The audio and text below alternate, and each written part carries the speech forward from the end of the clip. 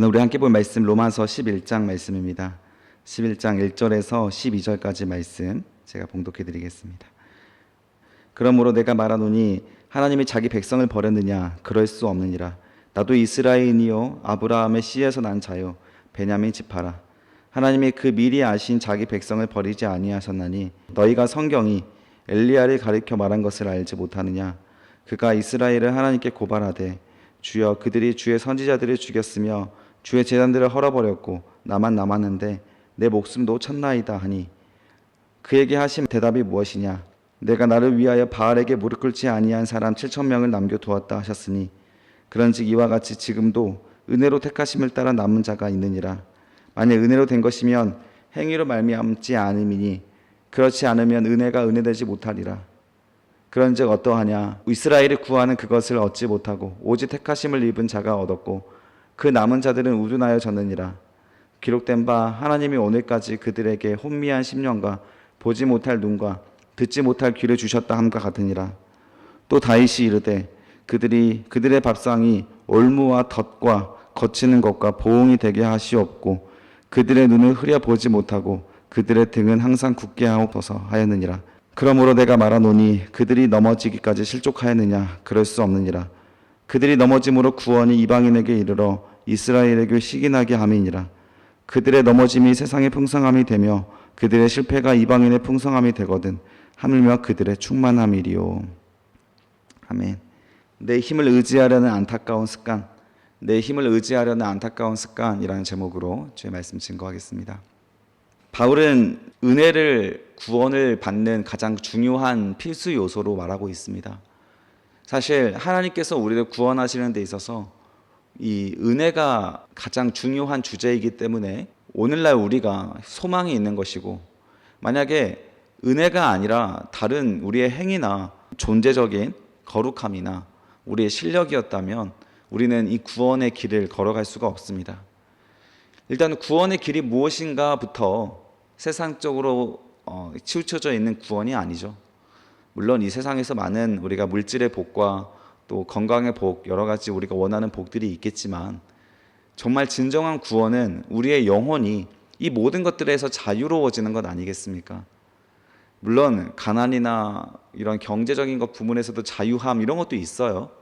이런 것들이 너무 우리가 궁핍하여지고 배고파지고 하는 것들이 우리를 이렇게 힘들게 만들거나 그럴 수도 있지 않습니까? 그러나 이 모든 것들을 초월하게 되는 진정한 구원이 있다라는 거예요. 그래서 우리의 구원의 색깔은 하얀색입니다. 하얀색. 어떠한 것도 칠해지지 않은 순결한 하얀색의 색깔이 좀 구원의 색이 아닐까 싶습니다. 우리들이 입고 있던 여러 가지 더러운 때들이나 이런 것들이 예수 그리스도의 보혈로 인하여 깨끗하게 씻겨지는 거예요. 그래서 이 구원의 방식은 늘 나를 대신할 어떠한 희생 제물이 있었습니다. 그 희생 제물이 나 대신 죽는 그런 은혜가 이 구원의 조건이죠. 구약에서부터 하나님께서 그렇게 가르쳐 주신 겁니다. 희생 제물, 그것이 바로 우리 예수 그리스도께서 우리를 위해서 흘리신 보혈의 의미가 아니겠습니까? 가장 하나님의 은혜가 필요한 존재, 바로 우리들이다.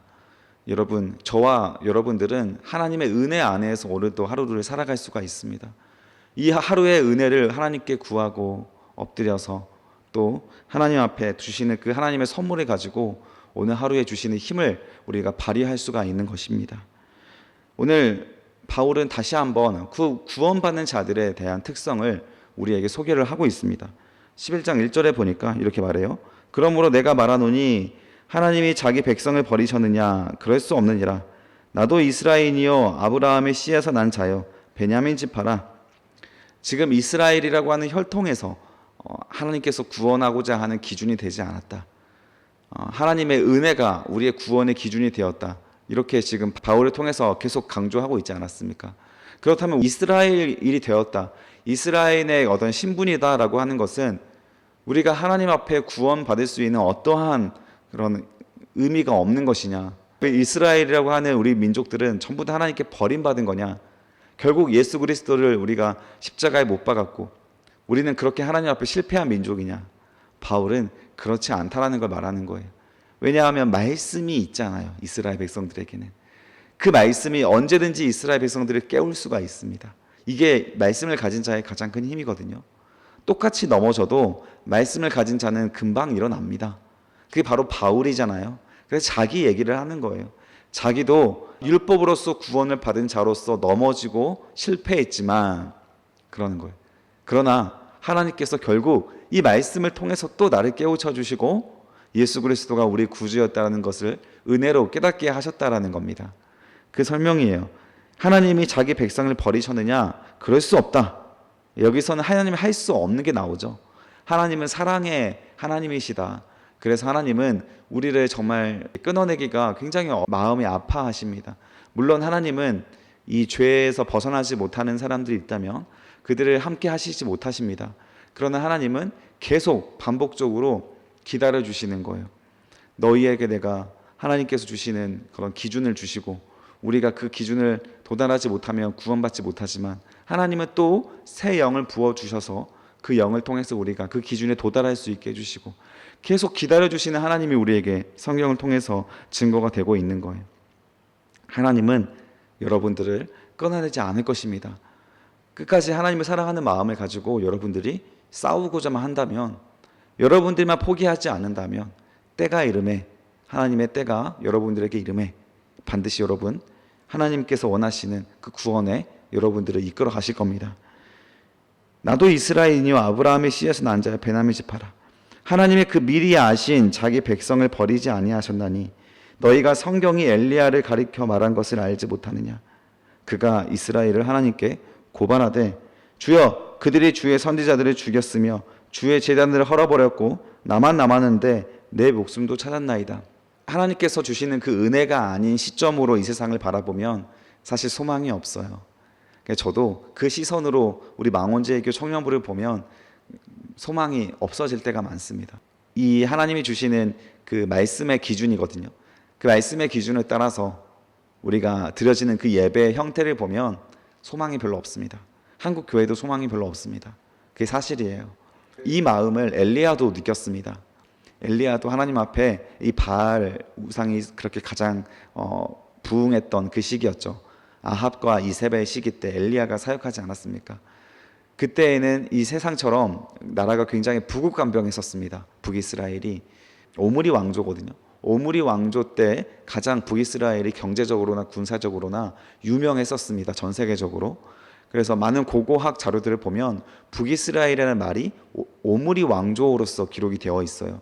그 이후에도 예후 왕조도 있고 막강한 왕조들이 많이 있지만 그 왕조들은 기억되지 않고 오므리 왕조가 기록된 만큼 당시에 문화적으로나 군사적으로나 이 경제적으로도 부국강병했던 시대가 바로 이 북이스라엘의 아합 왕 시대였습니다.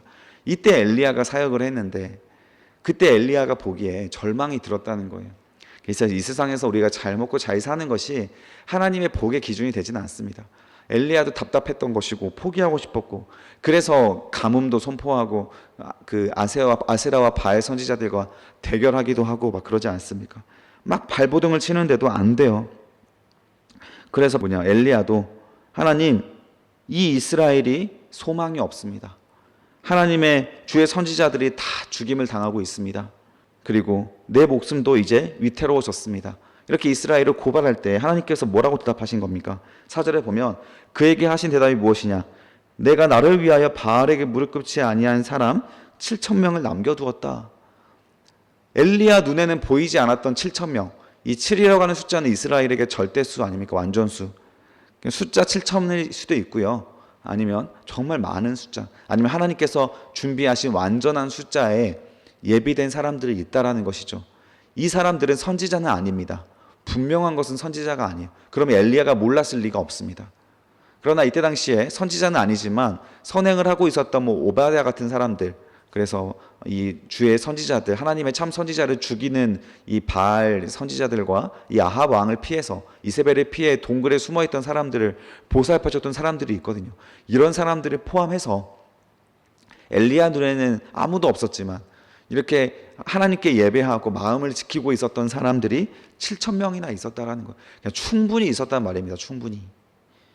우리의 눈에는 안 보이지만 이 사람들은 하나님께 선지자로서 공식적으로 사용되는 것은 아니지만 이들은 누구입니까? 하나님의 은혜로 준비되어 있는 사람이라는 거예요. 바로 이게 바로 바울에게도 또 엘리야에게도 주는 하나님의 소망의 메시지였습니다. 우리의 실력으로는요, 하나님 앞에 갈 수가 없기 때문에, 우리의 수준으로는 도저히 답이 보이지 않은 이때에도 하나님은 하나님의 경륜을 계속 이어가고 계신다. 하나님의 은혜의 사역들을 계속 진행하고 가신다. 이것을 우리가 성경을 통해서 우리에게 보여주고 있습니다.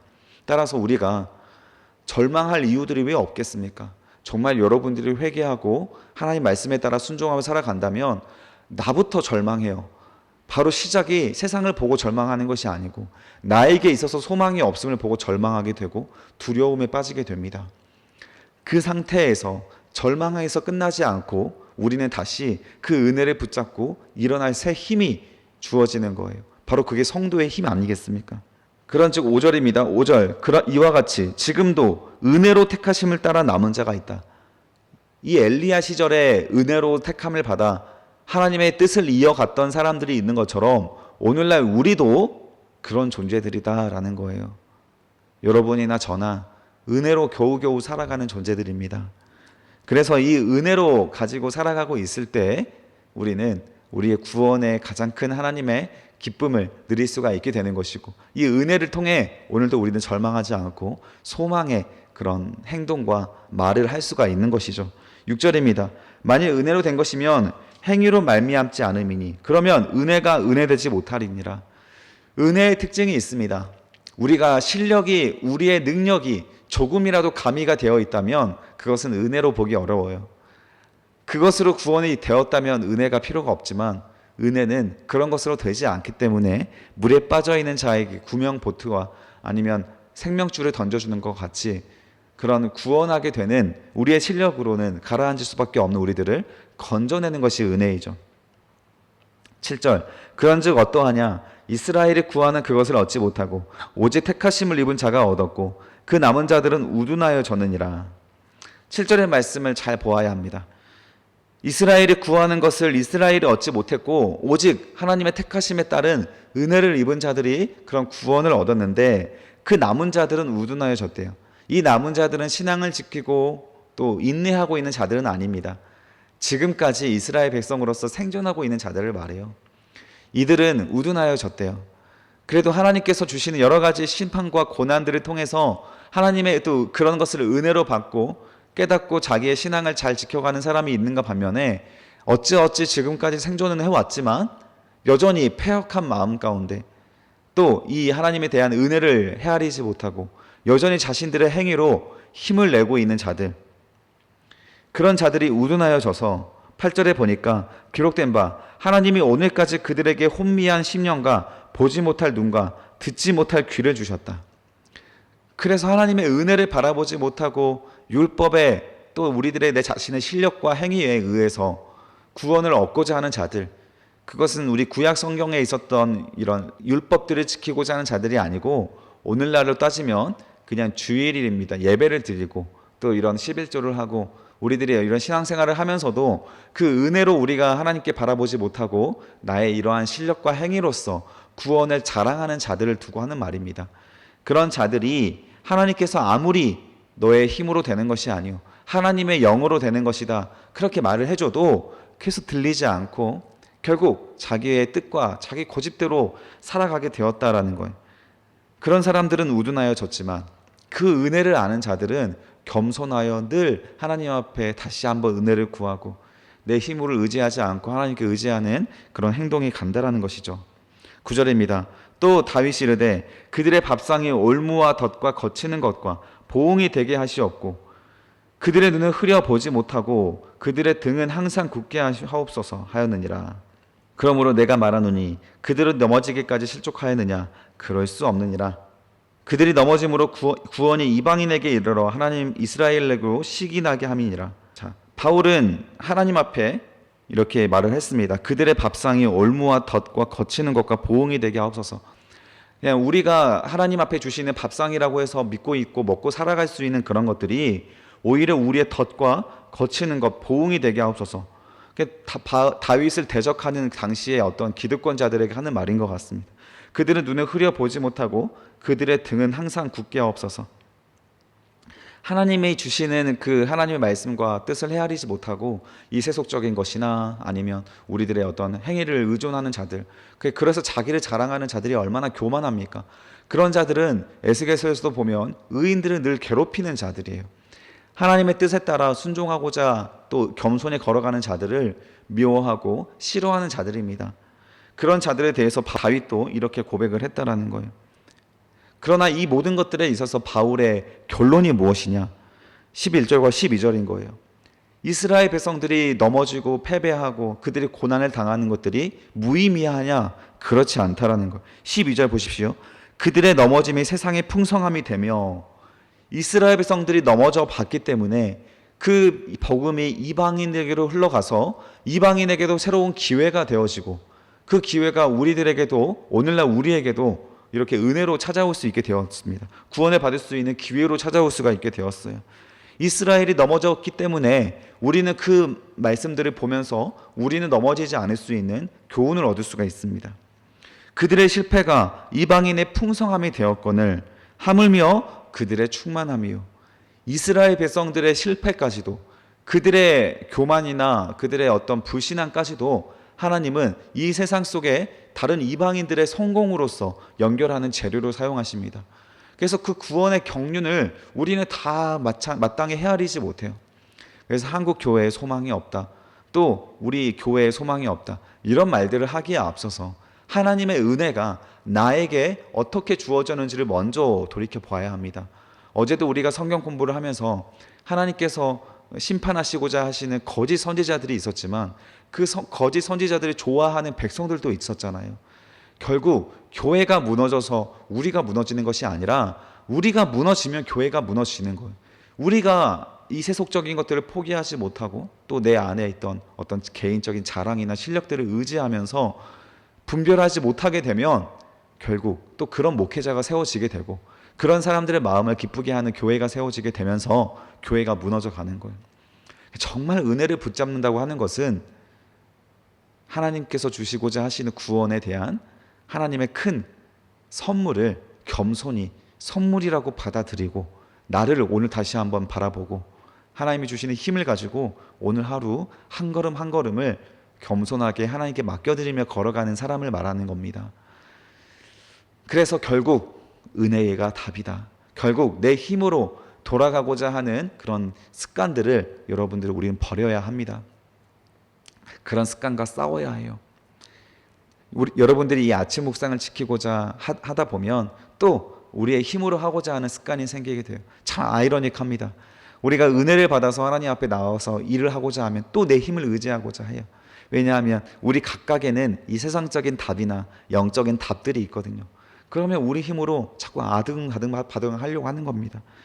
그래서 그런 안타까운 습관들을 바울은 내려놓기를 원하는 거예요. 그래서 우리가 정말 올바른 신앙인의 자세가 무엇이냐? 겸손입니다. 겸손. 겸손히 하나님의 은혜를 내 안에 다시 한번 받아들이고 나를 돌아보고 하나님 주시는 은혜로서 내가 거룩하게 살아가기 위하여 노력을 하라는 거예요. 그런 나로부터 하나님께서 이 타락해져 가는 교회와 이 세상을 바로잡는 사람으로서 사용하실 겁니다. 정말 소망이 보이지 않는 현 시대이지만 그 안에서도 하나님은 하나님을 위한 7,000명을 예비해 두셨어요. 그 완전한 주님의 사람들을 예비해 두셨기 때문에 우리는 오늘도 소망을 가지고 우리의 길을 걸어가면 되는 거예요. 거룩한 길을 선택하며 걸어가면 되는 겁니다. 여러분들 오늘 하루에 그런 소원과 선택이 있는 하루가 되시기를 주님의 이름으로 축복합니다. 기도하겠습니다. 살아계신 아버지 하나님, 우리는 다시 나의 힘으로 내 능력을 의지해서 무언가 하려고 하는 것으로 조급하거나 아등바등 할 수 있습니다. 그런 안타까운 습관들이 우리에게 있습니다. 하나님께서 주신 그런 주님의 뜻이 너무도 분명하고 그 하나님의 공의가 너무 두렵기 때문에 큰 답답함을 느꼈던 엘리야처럼, 도저히 깨우치지 않는 이스라엘을 보며 절망했던 바울처럼, 그렇게 우리는 소망을 잃어버리고 또 불평하고 절망할 수 있지만 결국 우리가 일어날 수 있는 힘은 또 은혜에 있으며, 이 땅에 하나님 나라가 임하게 되는 것도 결국 은혜에 있음을 우리가 오늘 또 고백합니다. 그러나 하나님, 이런 은혜를 우리가 핑계 삼아 오늘 또 죄를 용납하는 것은 우리가 멀리하게 하시고 우리가 바로 깨어 바로 세워져 하나님이 주시는 이 본질의 말씀들을 붙잡고 오늘 하루 주님께서 기뻐하시는 선택과 그 뜻을 이루어가는 자들, 우리의 힘을 의지해서 이루는 것이 아니라 은혜에 의지하여 이루는 자들로 살아갈 수 있도록 주여 붙잡아 주시고 함께하여 주시옵소서. 감사드리며 예수 그리스도의 이름으로 기도드립니다. 아멘.